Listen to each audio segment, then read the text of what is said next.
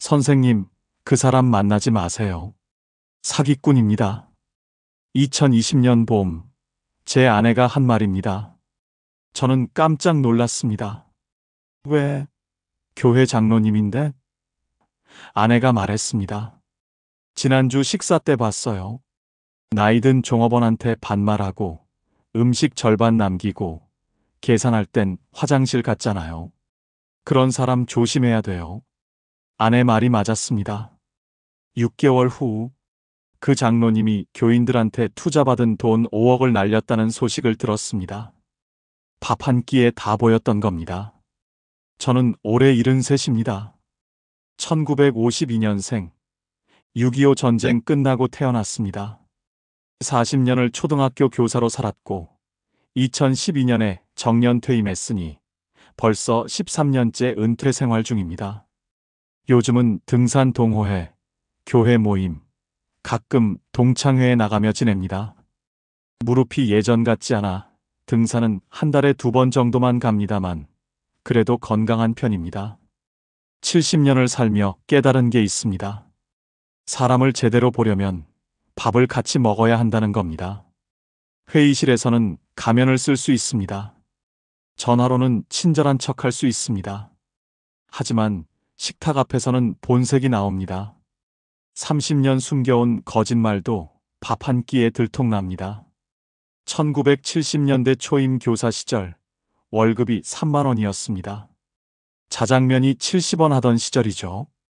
학부모들과 상담하고 나면 꼭 식사를 대접받았는데 처음엔 부담스러웠습니다. 하지만 지금 생각하면 그 식사 자리에서 학부모의 진짜 모습을 봤던 것 같습니다. 어떤 분은 식당 아주머니한테 고맙습니다. 인사하고 어떤 분은 야, 물 좀 가져와 소리쳤죠. 80년대, 90년대 거치며 수없이 많은 사람들과 밥을 먹었습니다. 교장 승진 축하 모임, 동료 교사 회식, 학년 말 송별회. 은퇴 후엔 오히려 더 자주 만났습니다. 시간이 생기니까요. 동창회, 동호회, 교회 식사 모임. 계산해보니 평생 1000명도 넘는 사람들과 밥상을 마주했습니다. 그런데 문득 깨달았습니다. 제 인생의 중요한 선택이 모두 식사 자리에서 이루어졌다는 걸요. 1985년 서울로 전근 갈지 말지 교감 선생님과 소주 한잔하며 결정했습니다. 1998년 명예퇴직 제안을 거절한 것도 아내와 저녁 먹으며 정했습니다. 은퇴 후 어느 교회를 다닐지도 목사님과 점심 먹고 결정했습니다. 70이 넘으니 더 확실해졌습니다. 남은 시간이 정해져 있습니다. 의사 선생님 말로는 건강하면 90까지는 산다는데 그럼 6000일 정도 남았습니다. 에너지도 예전 같지 않습니다. 아침에 일어나면 여기저기 쑤시고 오후만 되면 피곤합니다. 그러니 시간이 아깝습니다. 나쁜 사람 만나서 에너지 빼앗길 여유가 없습니다. 그래서 저는 요즘 새로운 사람을 만날 때 꼭 밥을 같이 먹어봅니다. 오늘 제가 70년 인생에서 식탁 위에서 발견한 4가지 위험 신호를 말씀드리겠습니다. 이것만 기억하시면 여러분의 소중한 시간을 지킬 수 있습니다. 여러분 주변에도 이런 사람 있지 않으신가요?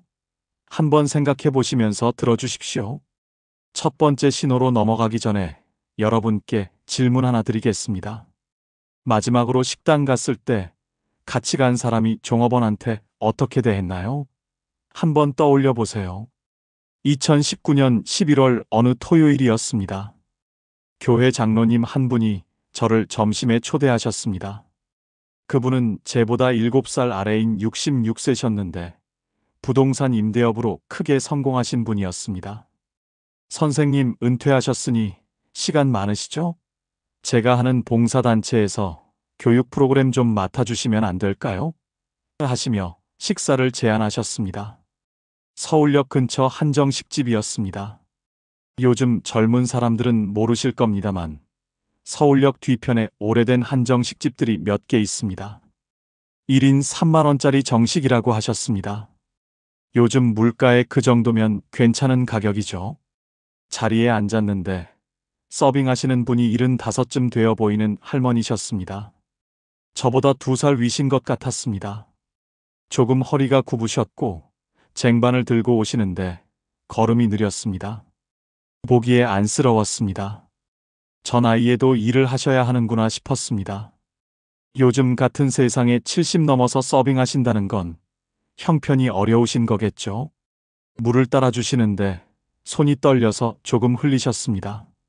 순간 장로님 목소리가 확 높아졌습니다. 아니, 왜 이렇게 정신이 없어요? 조심 좀 하시죠. 반말이었습니다.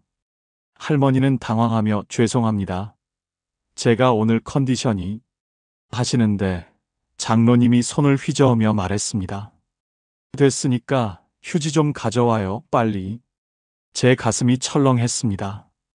그 할머니를 보는데 우리 어머니 생각이 났습니다. 어머니도 저 나이에 동네 식당에서 설거지 하셨거든요. 아버지 돌아가시고 생활이 어려워서요. 그때 누가 어머니한테 저렇게 대했다면 전 얼마나 가슴 아팠을까요? 밥맛이 뚝 떨어졌습니다. 장로님은 계속 그러셨습니다. 반찬이 늦게 나오니 야, 왜 이렇게 느려? 국이 미지근하니 이거 다시 데워와요. 말투도 거칠고 태도도 오만했습니다. 더 심한 건 할머니가 실수할 때마다 헛웃음을 쳤다는 겁니다. 에휴, 나이 드니까 이래서 안 되나 봐. 주변 사람들도 들으라는 듯이 큰 소리로요. 저는 밥을 절반쯤 먹다가 조용히 수저를 놓았습니다. 장로님, 죄송한데 제가 갑자기 속이 안 좋네요. 오늘은 여기까지 하겠습니다. 사실 거짓말이었습니다. 속이 안 좋은 게 아니라 마음이 안 좋았습니다. 장로님은 당황하셨습니다. 아니, 선생님, 봉사단체 이야기는요? 커피라도 한잔 하시죠. 저는 정중하게 거절했습니다. 오늘은 몸이 안 좋아서요. 다음에 연락드리겠습니다. 물론 연락은 하지 않았습니다. 나중에 다른 교인한테 들으니 그 봉사단체가 내부 문제로 사람들이 다 나갔다고 하더군요. 1년 후엔 투자 사기 문제로 교회에서도 징계받으셨답니다. 당연한 결과였습니다. 사람을 그렇게 대하는데 누가 믿고 따르겠습니까? 나이 든 사람을 대하는 태도가 왜 중요할까요? 제 경험상 3가지 이유가 있습니다. 첫째, 거울입니다. 나이 든 사람을 보면 10년 후, 20년 후 내 모습을 보는 겁니다. 저 할머니가 물을 흘린 건 나이 때문입니다. 손이 떨리고 시력이 나빠지고 집중력이 떨어지는 거죠. 저도 요즘 안경 벗으면 신문을 못 읽습니다. 계단 내려갈 때 난간을 꼭 잡습니다. 커피잔 들 때 2손으로 듭니다. 이게 자연스러운 겁니다. 그런데 남의 노화는 참지 못하는 사람, 그건 자기가 늙는다는 걸 부정하는 겁니다. 나는 안 그럴 거야 라고 생각하는 거죠. 틀렸습니다. 다 늙습니다. 예외 없습니다. 지금 저 할머니한테 함부로 하는 사람은 10년 후 자기가 저 할머니처럼 됐을 때 똑같이 무시당할 겁니다. 세상은 공평합니다. 둘째, 진짜 인품이 보입니다. 제가 40년 교직 생활하며 배운 게 있습니다. 진짜 훌륭한 사람은 약한 사람한테 더 친절하다는 거죠. 왜냐하면 그럴 필요가 없는데도 그러거든요. 교장 선생님께 잘하는 건 쉽습니다. 이익이 있으니까요. 하지만 청소 아주머니한테, 경비 아저씨한테 공손한 건 어렵습니다. 아무 이익이 없으니까요. 그래도 존중하는 사람, 그게 진짜 교양입니다. 반대로 이런 분도 계셨습니다. 2017년쯤 등산 동호회 회장님이셨는데 한 번은 산행 후 막걸리 집에 갔습니다. 주인 할아버지가 80이 넘으셨는데 직접 서빙하셨습니다. 파전을 나르시는데 비틀거리셨어요. 그때 회장님이 벌떡 일어나서 쟁반을 받아주시더라고요. 어르신, 제가 들겠습니다. 자리에 앉으세요. 그리고 다른 회원들한테도 말씀하셨습니다. 우리가 직접 가져다 먹읍시다. 저 어르신 너무 연세가 많으세요. 제 아버지 뻘 되시는데 어떻게 모시고 앉아서 시중 봤습니까? 그날 저는 감동했습니다. 저것이 진짜 교양이구나 싶었습니다. 그분과는 지금도 한 달에 한 번씩 만나 밥을 먹습니다. 편합니다. 그분과 있으면 제가 나이 들어도 존중받을 거라는 확신이 듭니다. 셋째, 미래 태도를 예측할 수 있습니다. 사람은 안 변합니다. 지금 약한 사람한테 함부로 하는 사람은 나중에 나한테도 함부로 합니다. 상황이 바뀌면 태도도 바뀝니다. 제가 건강할 땐 선생님 하지만 제가 치매 걸리거나 중풍 오면 귀찮아합니다. 피합니다. 아, 선생님이 요즘 정신이 없으셔서 하며 뒤에서 수군댑니다. 1990년대 교감으로 있을 때 이런 교사가 있었습니다. 교장한테는 늘 공손했는데 나이든 행정실장님한테는 무시하는 투로 말했습니다. 아, 이것도 모르세요? 요즘 세상이 어떻게 돌아가는지나 아세요? 그 교사, 나중에 교감 승진 못했습니다. 교장 선생님이 그 태도를 다 보셨거든요. 저 사람은 내가 물러나면 나한테도 저러겠지. 맞는 말씀이었습니다. 여러분 주변을 한번 돌아보세요.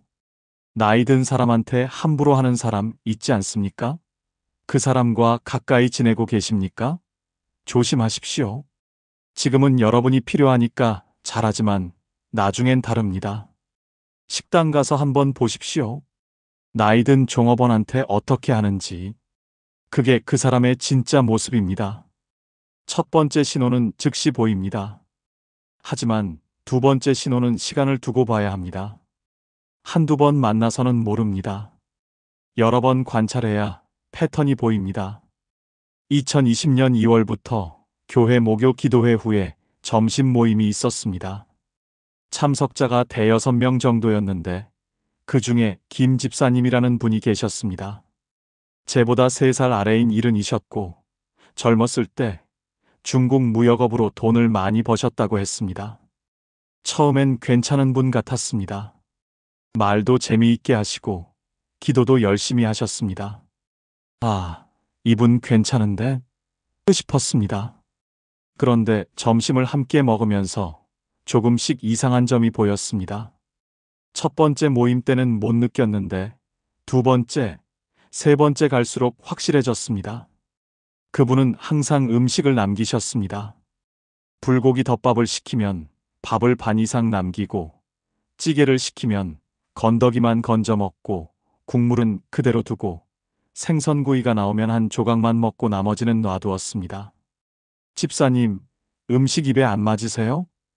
세 번째 모임 후 제가 조심스럽게 물었습니다. 아니에요, 맛있어요. 그냥 요즘 소식하는 중이라서요. 나이 들면 적게 먹어야 돼요. 의사가 그러더라고요. 그렇게 말씀하시면서도 다음번엔 또 푸짐하게 주문하셨습니다. 생선구이 정식, 갈비탕, 불고기 백반. 양이 많은 메뉴만 고르셨습니다. 처음엔 소식한다면서? 했는데 네 번째, 다섯 번째에도 똑같았습니다. 더 이상한 건 가격이었습니다. 다른 분들이 10,000원짜리, 12,000원짜리 시킬 때 혼자 15,000원, 20,000원짜리 메뉴를 주문하셨습니다. 목사님, 오늘은 제가 좀 특별한 걸로 먹어야겠어요. 기분이 좋아서요. 그러면서 음식 절반을 남기셨습니다. 종업원이 치울 때마다 접시가 가득했습니다. 저는 그게 불편했습니다. 1960년대 보리밥 먹고 자란 사람이거든요. 어머니가 늘 말씀하셨습니다. 밥 한 톨도 남기지 마라. 그게 몸에 배어 있습니다. 그래서 저는 항상 다 먹습니다. 배가 불러도 조금씩이라도 다 먹습니다. 못 먹을 것 같으면 아예 적게 시킵니다. 반 공기만 주세요. 이렇게요. 6개월쯤 지나니 알게 됐습니다. 그분이 그러는 데는 이유가 있었습니다. 과시였습니다. 나는 비싼 걸 먹어도 돈 걱정 없어라고 보여주고 싶은 거였습니다. 나는 배부르면 남겨도 괜찮아라는 여유를 보이고 싶었던 겁니다. 식사할 때마다 중국 무역하던 시절 이야기를 하셨거든요. 그때는 하루에 몇백만 원씩 벌었어요. 하지만 진짜 여유 있는 사람은 그렇게 안 합니다. 결정적인 날이 왔습니다. 2021년 가을, 그분이 금전 문제로 교회에 못 나오게 됐습니다. 다른 교인한테 돈을 빌려 갚지 않았다는 겁니다.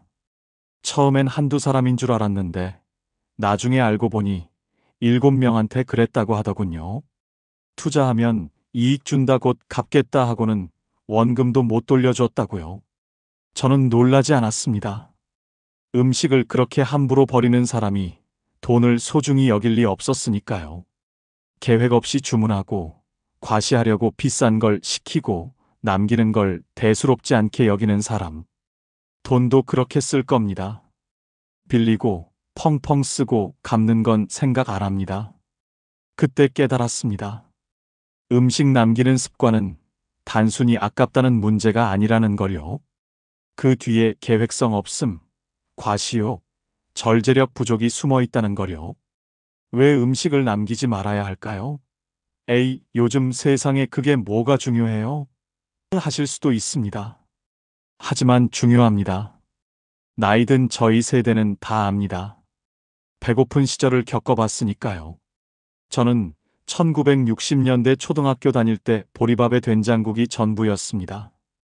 흰 쌀밥은 명절에나 먹었습니다.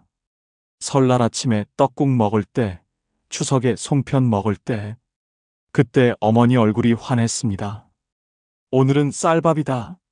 평소엔 보리가 60%, 쌀이 40% 정도 섞인 밥을 먹었습니다. 그것도 감사했습니다. 동네에 보리밥도 못 먹는 집이 있었으니까요.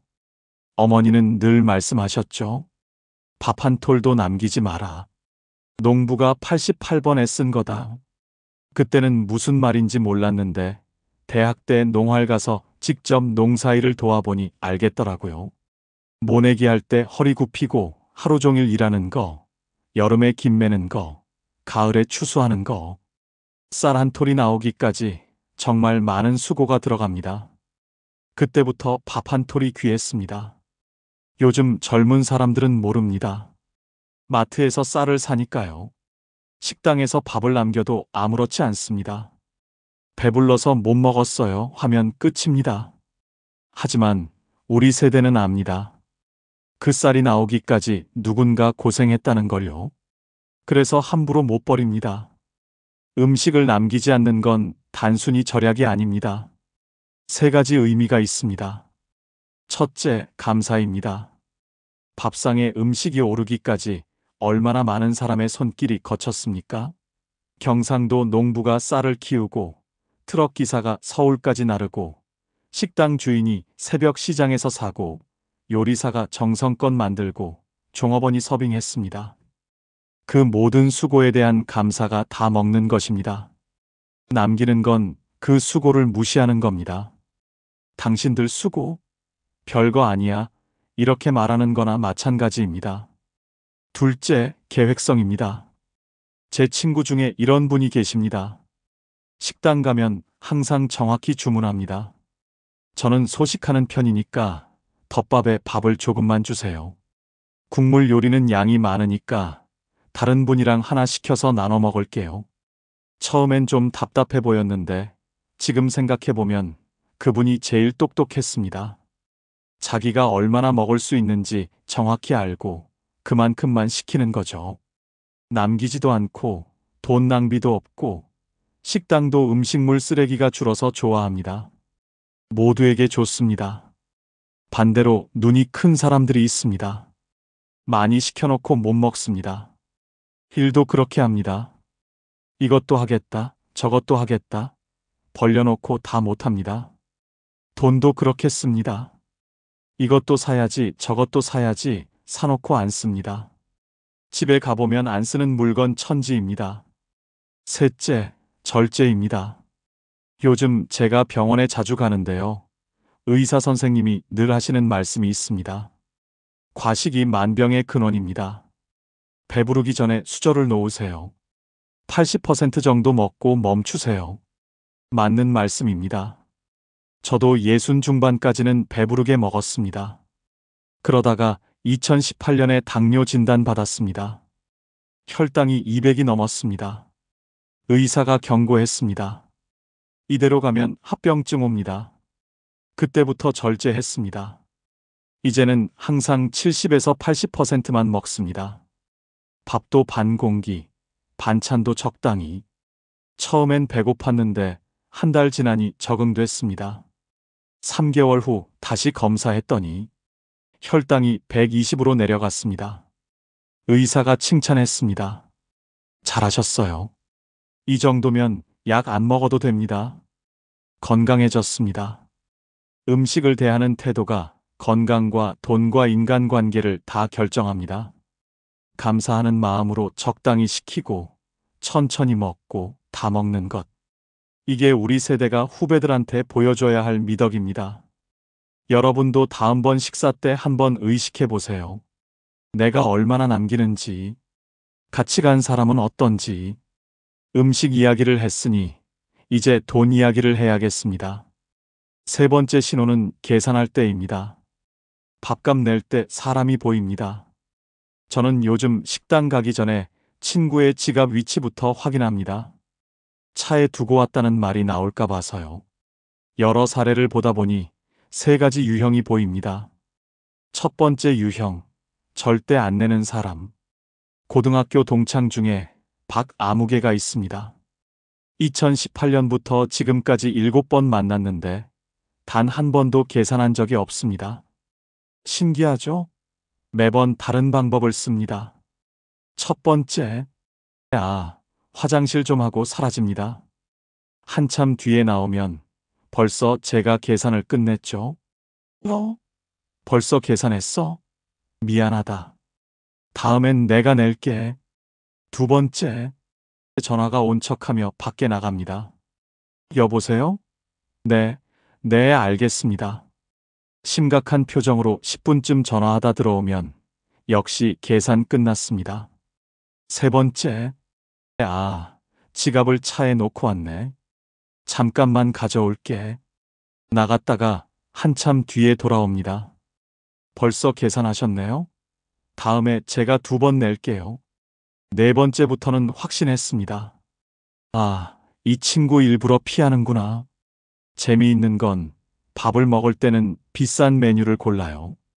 혼자 삼겹살에 소주 2병, 냉면까지 시킵니다. 다른 사람들이 비용 생각해서 적당히 시킬 때도요. 제가 계산하면 3만 원, 친구는 5만 원어치 먹습니다. 그런데 계산은 안 합니다. 이런 사람과는 더 이상 만나지 않습니다. 7번째 만남 후 연락이 왔는데 요즘 몸이 안 좋아서라고 했습니다. 이기적입니다. 받기만 하고 주지 않는 사람입니다. 두 번째 유형, 몇백 원까지 따지는 사람. 작년 가을 등산 동호회 식사 모임이 있었습니다. 6명이서 먹었는데 총 7만 8천 원 나왔습니다. 1인당 13,000원 정도죠. 그런데 한 분이 계산기를 꺼냈어요. 제대로 계산합시다. 저는 된장찌개에 공기밥 추가 안 했으니까 10,000원만 내면 되고, 김 선생님은 불고기에 소주 한 병 드셨으니까 17,000원이고, 이 선생님은 다들 어이가 없었습니다. 70 가까운 나이에 몇천 원 갖고 그럽니까? 한 분이 말했습니다. 그냥 똑같이 나눕시다.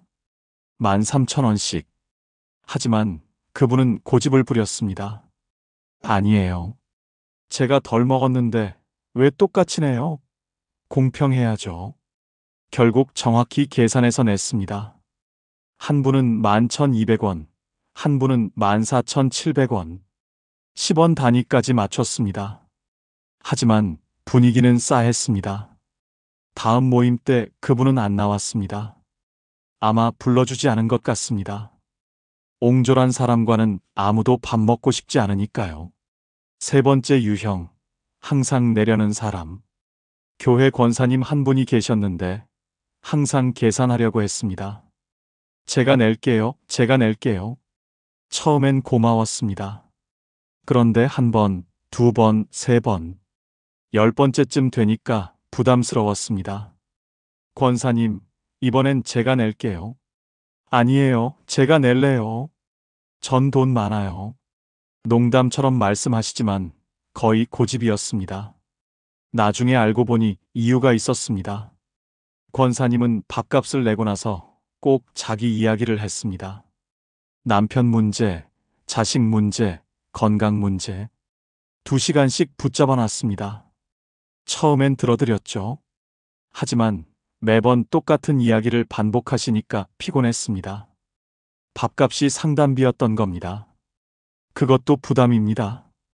가장 좋은 건 돌아가면서 내는 겁니다. 이번엔 제가, 다음엔 당신이. 공평합니다. 부담 없습니다. 오래 갑니다. 지금 제가 자주 만나는 친구들은 다 그렇게 합니다. 아무 말 없이 자연스럽게 돌아가면서 냅니다. 그게 정상입니다. 계산할 때 보면 그 사람의 돈에 대한 태도, 공정함, 관계관이 다 보입니다. 혹시 여러분 주변에 이런 분 계시나요? 한번 생각해 보세요. 3가지 신호를 말씀드렸는데 마지막 4번째가 제일 중요합니다. 바로 시간입니다. 2022년 11월 15일 화요일이었습니다. 날짜를 정확히 기억하는 이유는 제 수첩에 빨간 줄을 그어놨기 때문입니다. 그날 제 시간을 1시간 20분이나 빼앗긴 날입니다. 대학 동기 전 아무개가 연락했습니다. 50년 만에 처음이었습니다. 야, 나 서울 올라와서 사는데 부산 출장 간다. 하루 시간 나면 밥이나 먹자. 반가웠습니다. 대학 때 같은 사범대 국어교육과였고 교생 실습도 같이 갔던 친구였으니까요. 정오에 서면 한정식집에서 만나기로 했습니다. 저는 그날 오전 치과 예약을 일부러 취소했습니다. 스케일링 받기로 했는데 다음에 하겠습니다 하고 미뤘습니다. 친구가 중요하니까요. 11시 반에 식당에 도착했습니다. 항상 10분 전엔 도착하는 게 제 습관입니다. 아내가 늘 그래요. 당신은 모든 약속에 일찍 가서 기다린다고요. 맞습니다. 그게 예의라고 배웠으니까요. 초등학교 때부터 선생님이 그러셨거든요. 약속 시간 10분 전에 도착해라. 12시가 됐습니다. 안 왔습니다. 12시 5분, 10분, 15분. 연락도 없었습니다. 혹시 사고라도 났나 싶어 전화했습니다. 안 받습니다. 12시 40분쯤 전화가 왔습니다. 미안. 거래처 미팅이 길어져서 조금만 기다려. 지금 어디쯤이야? 아직 미팅 중이야. 한 30분 더 걸릴 것 같아. 저는 화가 났습니다. 40분 늦어놓고 연락도 안 하고 이제 와서 30분 더 기다리라고? 그럼 1시간 넘게 기다리는 겁니다. 하지만 50년 만에 만나는 친구인데 그냥 가기도 뭐해서 기다렸습니다. 결국 1시 20분에 왔습니다. 1시간 20분 늦었습니다. 땀을 뻘뻘 흘리며 왔습니다. 미안하다. 진짜 미안해. 거래처가 갑자기 다른 이야기를 꺼내서 끝을 못 냈어. 하지만 진심으로 미안해하는 것 같진 않았습니다. 손목 시계도 안 보고 제 표정도 안 살피고 그냥 주문부터 했습니다. 자, 술이나 한잔 하자. 삼겹살 2인분에 소주. 친구야, 1시간 넘게 기다렸어. 적어도 미리 연락은 해야 하는 거 아니야? 에이, 친구 사이에 그런 거 가지고. 일이 밀려서 어쩔 수 없었잖아. 자, 술 마시자. 저는 속이 부글부글 끓었습니다. 친구 사이라서 더 화가 났습니다. 친구면 더 지켜야 하는 거 아닙니까? 1시간 넘게 저보고 뭐 하라는 겁니까? 저는 그 시간에 할 일이 얼마나 많은데요. 집에서 낮잠도 자고 성경도 읽고 손주 영상통화도 할 수 있습니다. 그런데 식당 구석에 앉아서 핸드폰만 들여다보고 있었습니다. 밥은 먹었습니다. 옛날 이야기도 했습니다. 대학 시절 MT 갔던 이야기, 교생 실습 때 학생들한테 혼났던 이야기, 웃기도 했습니다. 하지만 내내 기분이 안 좋았습니다. 친구는 계속 미안하다고 했지만 정작 왜 미안해야 하는지는 모르는 것 같았습니다. 일이 밀려서 어쩔 수 없었잖아. 어쩔 수 없으면 미리 연락해야죠. 조금만 기다려 하고는 1시간 넘게 기다리게 합니까? 그것도 70 넘은 사람을. 그날 이후로 그 친구와 다시 약속하지 않았습니다. 몇 번 연락이 왔지만 요즘 몸이 안 좋아서 손주 봐줘야 해서 핑계대고 안 만났습니다.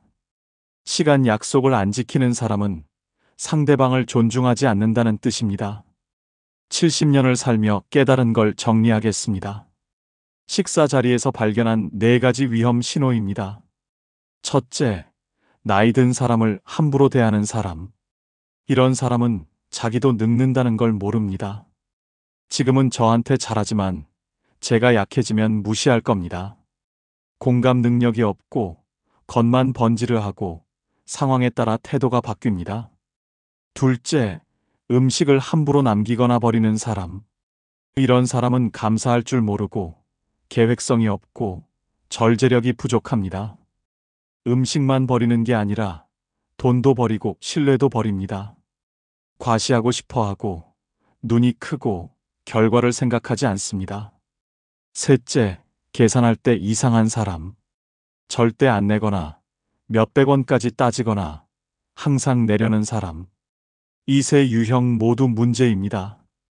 첫 번째는 이기적이고, 두 번째는 옹졸하고, 세 번째는 계산적입니다. 돈을 대하는 태도에 문제가 있으면 관계도 문제 생깁니다. 넷째, 시간 약속을 안 지키는 사람. 이런 사람은 상대방을 존중하지 않고 책임감이 없습니다. 제 남은 시간을 가볍게 봅니다. 자기 일만 중요하고 다른 사람 시간은 상관없다고 생각합니다. 젊을 때는 몰라도 됩니다. 시간이 많으니까요. 실수해도 됩니다. 다시 만나면 되니까요. 하지만 70이 넘으면 다릅니다. 제가 요즘 자주 하는 계산이 있습니다. 의사 선생님이 건강하면 90까지 산다고 했습니다. 그럼 앞으로 17년입니다. 17년은 6205일입니다.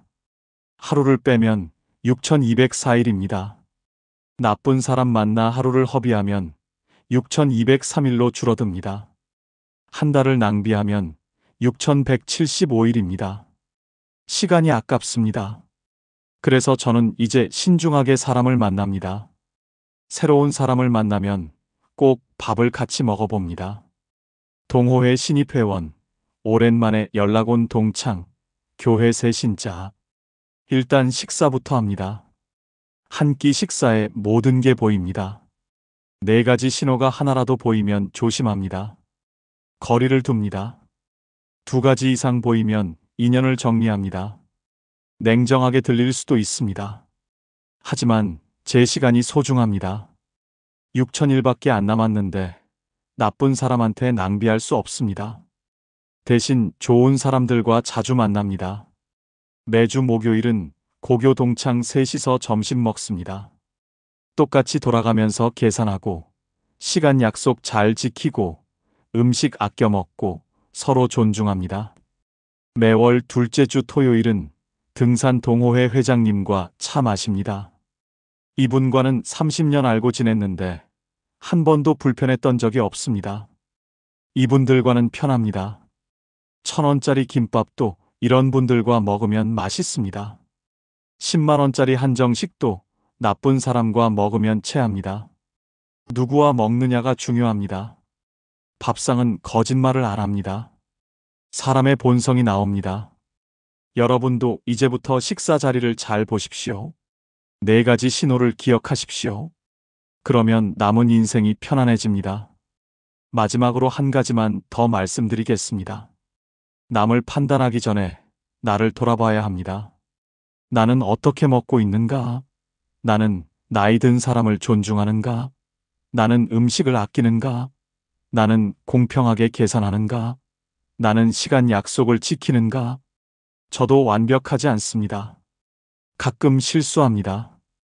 음식을 남길 때도 있고 약속에 늦을 때도 있습니다. 하지만 노력합니다. 매일 조금씩 나아지려고 합니다. 좋은 사람을 만나려면 내가 먼저 좋은 사람이 되어야 하니까요. 70평생 배운 게 하나 있다면 이겁니다. 인생은 누구와 밥을 먹느냐로 결정된다는 것. 좋은 사람들과 좋은 식사를 나누십시오. 그게 행복한 노년의 비결입니다. 여러분의 남은 6000일이 좋은 사람들로 가득 채워지길 바랍니다. 여러분의 경험도 댓글로 들려주세요. 혹시 비슷한 경험 있으신가요? 함께 나누면 좋겠습니다. 감사합니다.